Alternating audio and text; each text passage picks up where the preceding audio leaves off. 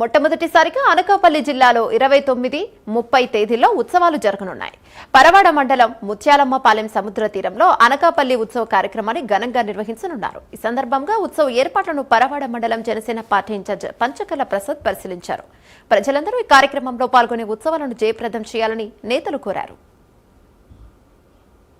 ఇదైతే మన స్థానిక శాసనసభ్యులు 29, 30 మా ముత్యాలంపాలెం బీచ్ లో అనకాపల్లి ఉత్సవ్ పేరుతో బీచ్ ఫెస్టివల్ నిర్వహిస్తున్నారు చాలా ఘనంగా.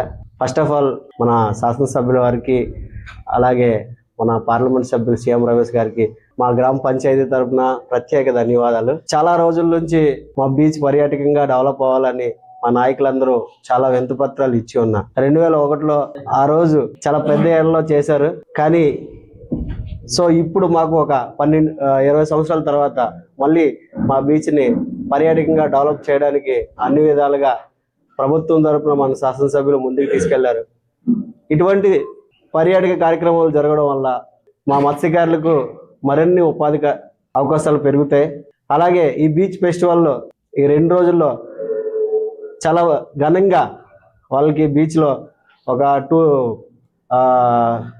మన ఉప్పుటేరులో స్పోర్ట్స్ అండ్ గేమ్స్తో పాటు అన్ని రకాలుగా హంగులతో డ్యాన్స్ కార్యక్రమాలు కానీ, స్వీట్ కానీ, ఫుడ్ ఫెస్టివల్ కానీ అన్ని రకాలుగా ఒక ఆహ్లాదకరమైన వాతావరణం క్రియేట్ చేసి welcome to Mutyalampalem beach festival.